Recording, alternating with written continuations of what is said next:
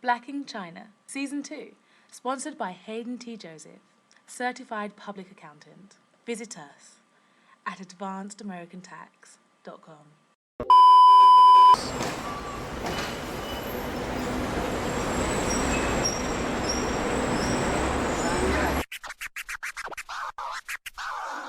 你们现在就在看黑人在中国。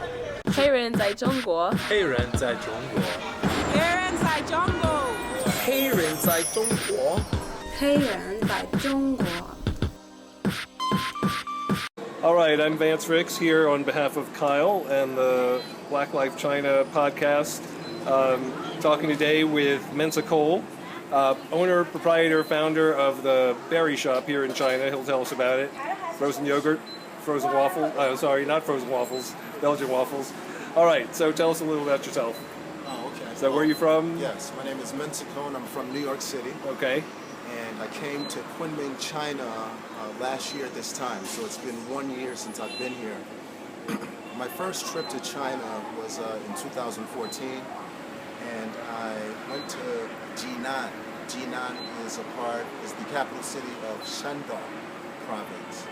And during that trip, I made a trip here to Kunming for 2 weeks. And I went back to the U.S. and was driving in New York one day and decided, frozen yogurt is such a big thing in the U.S. and New York City. I'd like to start my own frozen yogurt business here in China. So we do frozen yogurt and we also do waffles, as you see here.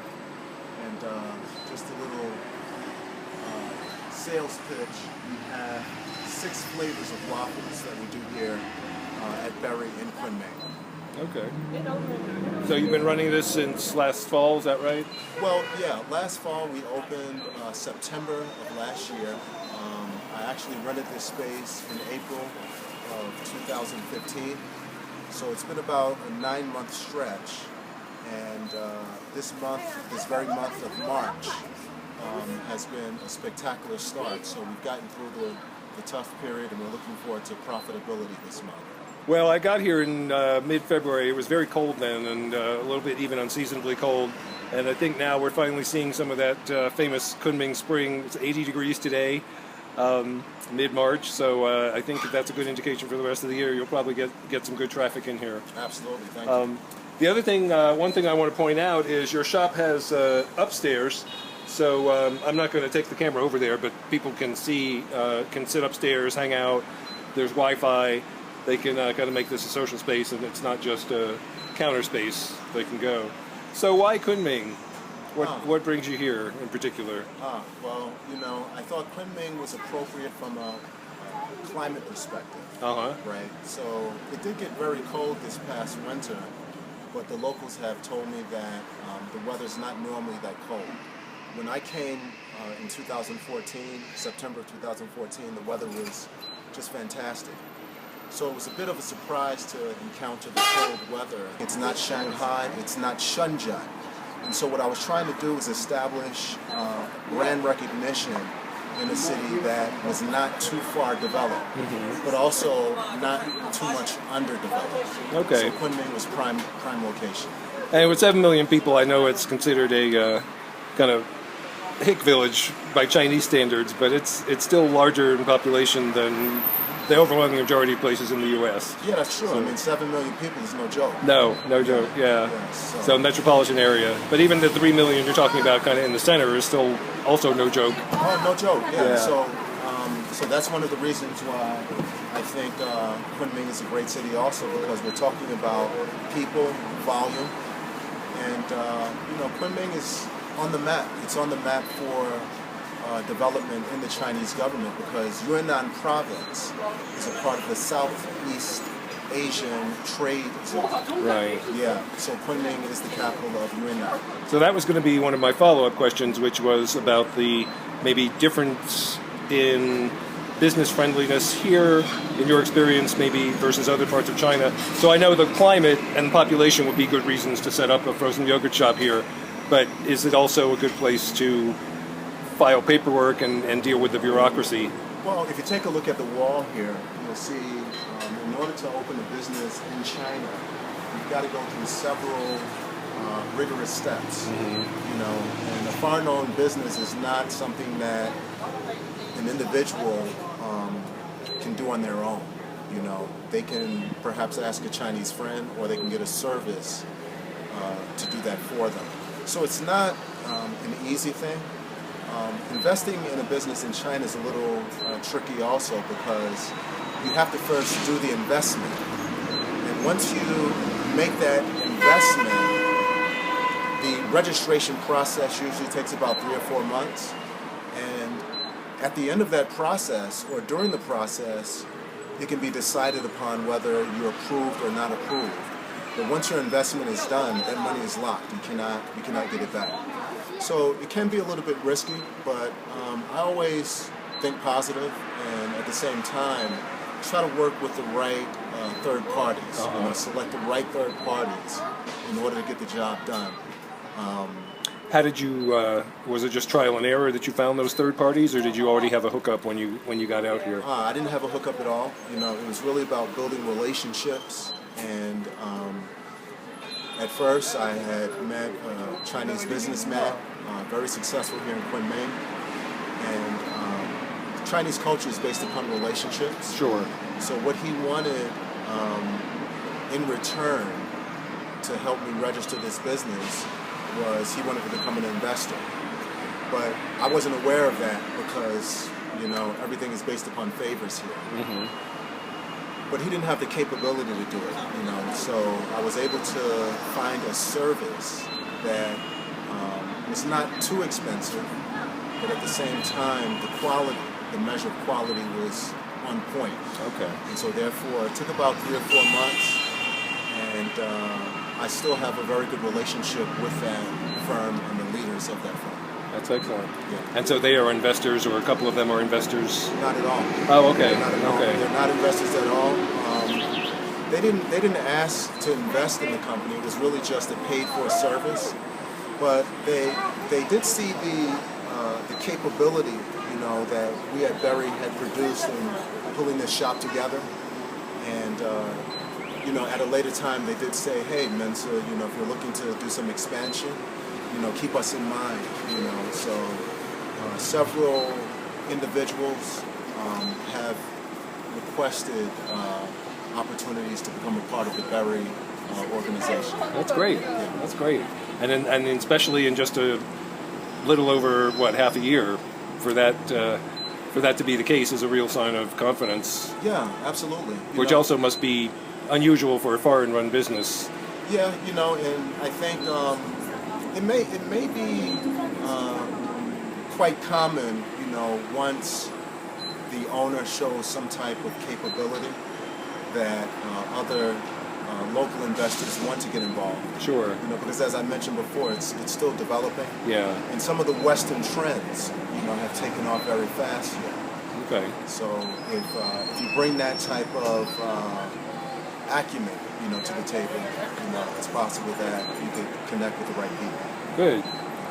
All right. So next question is, what's it like to be a blackface in Kunming? In your experiences, obviously, this is just one person, right? This is the Black in China podcast, so we gotta get right to that. Okay.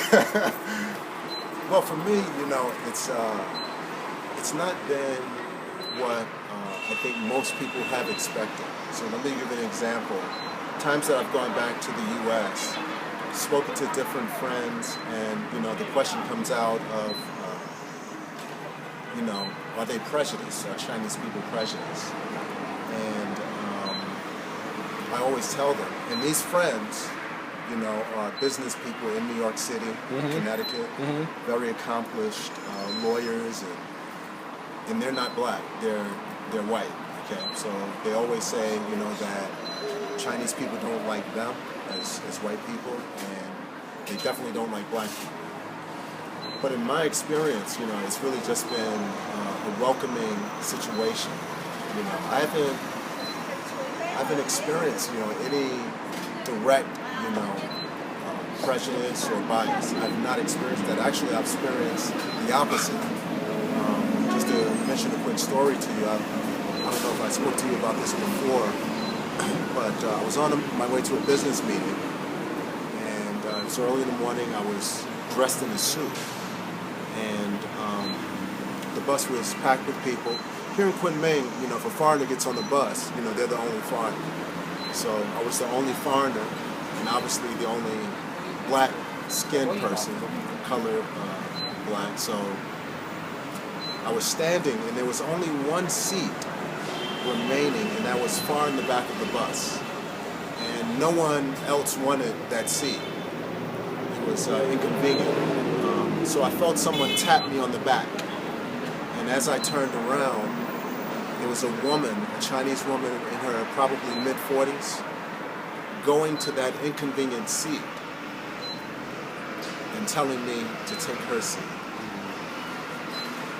So she didn't give me a choice. She sat in the inconvenient seat, so I had to take her seat. I told her no thank you at first, but I had to take her seat. So, when you ask the question about being black in China, I think the first question you need to ask is, what's it like to be black in the U.S.?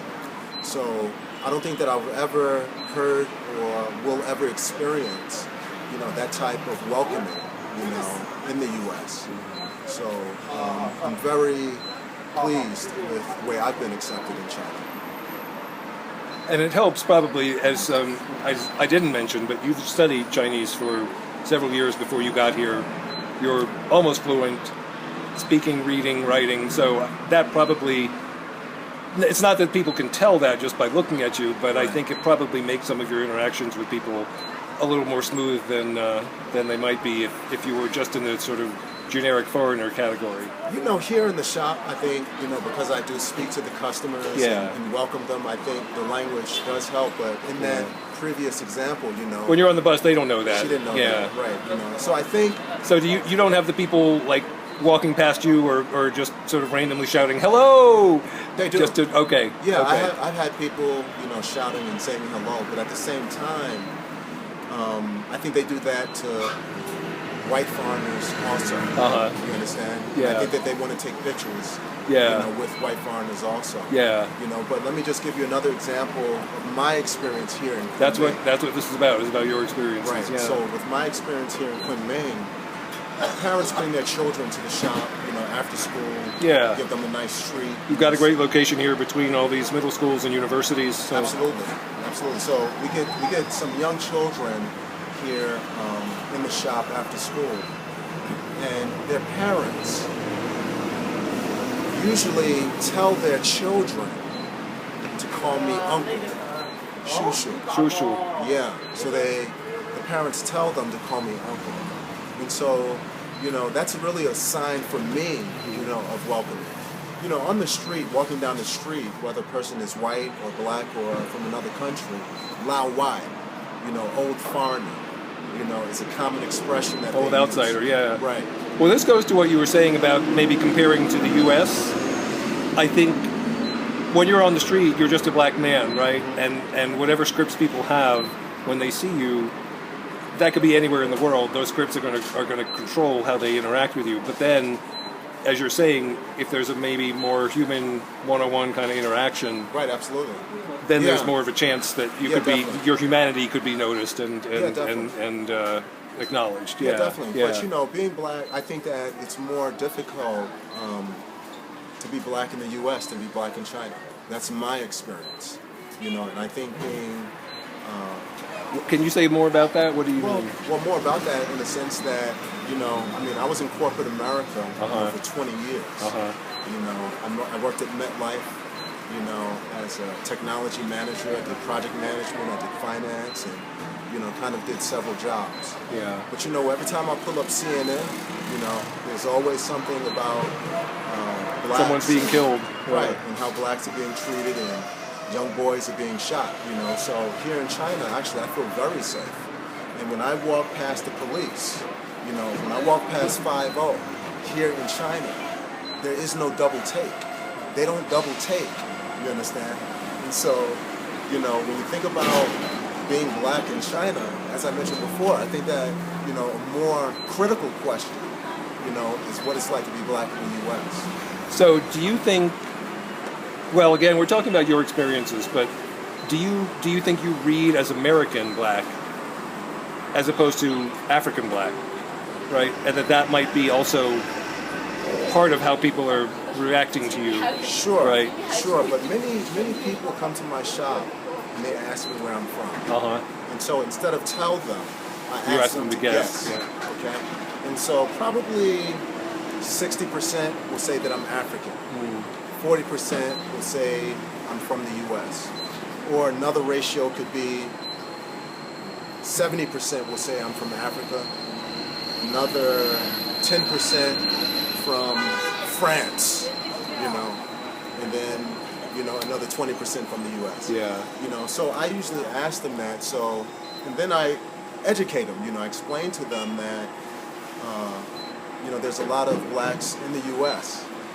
And think about, sports figures, Michael Jordan, Michael Jackson, the Williams sisters. Right, exactly, the Williams sisters, other entertainers and sports athletes. So I think it's really, about education, right? Yeah. China, and when you think about Kunming is sort of like a second or third tier city. And so the education level from an experience perspective. So I think we have to always, look at that too. If you go to the South in the U.S., there's blacks and whites that are not familiar, with maybe some of the trends or some of the mindsets of what goes on in the metropolitan areas of the U.S. So you're saying, in your experience, this is just a kind of less sophisticated place, less cosmopolitan than out east, Shanghai, Beijing, Absolutely. Shenzhen? Yeah, definitely. And so with that, comes, a responsibility, right? So we can say, okay, this person is looking at me this particular way, but we also need to ask ourselves, okay, so what is that person's experience? What is their perspective? And where there's an opportunity for us to educate people, because the world has been educated, by Anglo-Saxons. Hong Kong was part of, the British Empire. Right? Sure. And so with that becomes an education that needs to be unraveled, and they don't know, and they haven't had the experience. Perhaps only the media, the global media machine has taught them that, oh, okay, well, this is the way black Americans are, or this is the way black Africans are. When in actuality, we have an opportunity to share with them, our experiences and our lives and our thoughts, what our view of the world is. And if we can open them up a little bit and get them to listen, you understand? What I found that here in Kunming, I've made very, very good friends, Chinese friends, and they're like brothers and sisters to me. Yeah. So I can build on that. Some things you like about your experiences here in Kunming in particular, and some pet peeves. If any. Yeah, when we think about, I can talk about the things that I like. Yeah, let's start there. Okay, so things that I like about Kunming, obviously the weather. Right? I like the opportunity, that the Chinese government has given me. Okay? So when they approved, those certifications, you understand? They gave me an opportunity that I don't believe that I would have had in the U.S. Okay? So that's number one. Wait, you mean to start your own business, you think wouldn't be easily done in the U.S.? Well, think about it. Think about it like this. So, to start a business in the U.S. is pretty easy. You can go on the internet and you can apply for a business in 15 minutes and get registered, okay? But when I look at my experience in the U.S. as a corporate person, right, I don't believe that the U.S. gave me the opportunity, that should have been given to me based upon my experience level and my education level and what I did in corporate America. So are you talking about MetLife in particular, or the whole United States? Well, I don't want to say a particular company. Yeah. But I believe that the climate is the same from east to west and north to south. Okay. Yeah. So business-friendly climate is one of the things you've liked, and actual physical weather climate is another thing that you like business, about here. Yeah. Business acceptance. You understand? I follow the rules in the U.S. I went to school. I never got in trouble. I never went to jail. I was never arrested. But at the same time, I just feel, that the opportunity, to succeed, is very difficult, in the corporate environment. Okay. Okay. Yeah.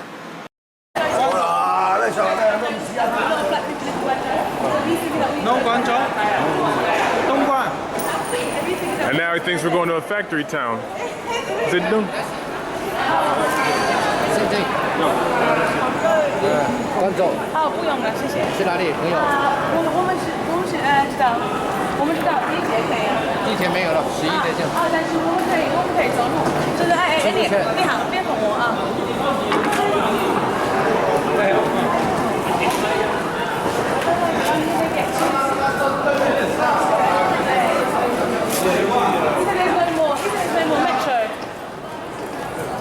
No, there definitely is.